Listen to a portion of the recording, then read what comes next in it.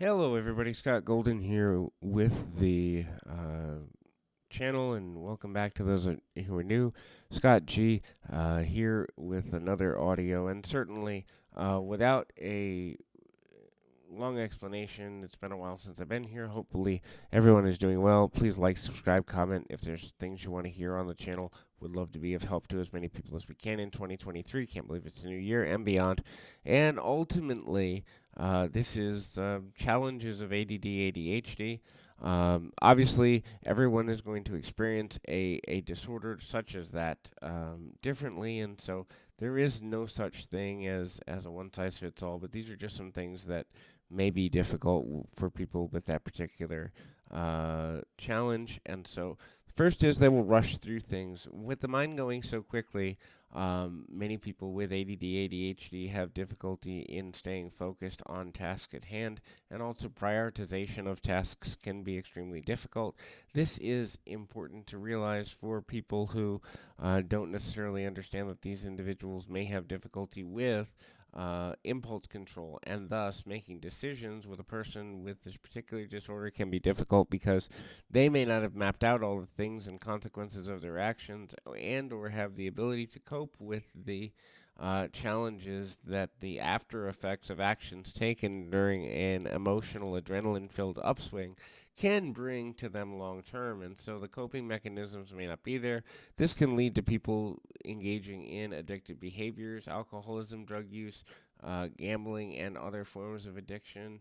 Things that lead to infidelity can also be caused by this disorder. That doesn't mean that everyone who has that will always have those challenges, but it does mean the higher risk around that as a possibility, ultimately because there are challenges that come with that.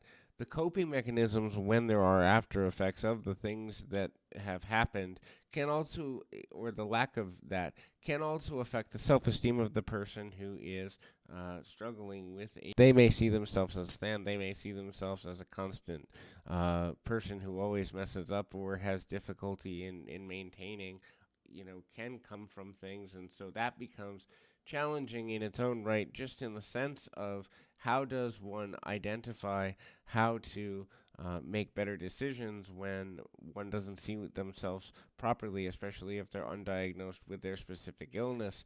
The next thing is the difficulty in keeping, maintaining, and/or interacting in a professional setting can be pretty prolific only because that individual may have difficulty keeping a schedule, may have difficulty trying to identify the things that would cause schedule modifications to be necessary, and or if they haven't declared to the employer they have that they have this particular challenge, any delays in that can be extremely difficult. Sometimes people with that particular disorder can find better at working at home if they have a good support network, and other times that doesn't work because they need at least some level of social interaction in order to create a relationship of accountability with the things that they need to do. But this could also lead to addictive overspending or lack of budgeting skills. That can obviously create financial hardship and difficulty, which then drives back towards the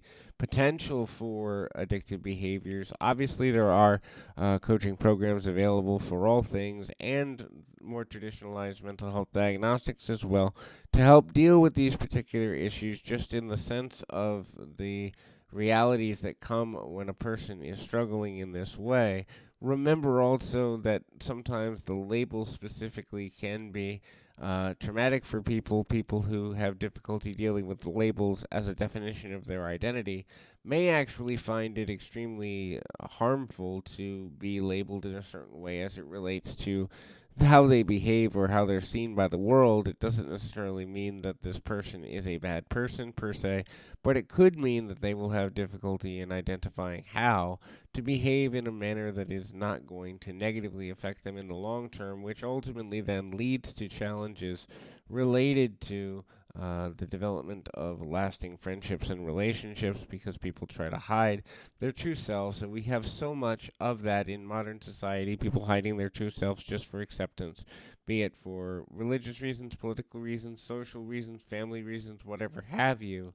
The hiding of the true self, I think, is an epidemic that has caused an increase in the mental health crisis in Western society, and certainly something that needs to be dealt with in a better way. So hopefully this is helpful for you. I encourage you to keep your feet on the ground, your mind in the moment. Until next time, everybody.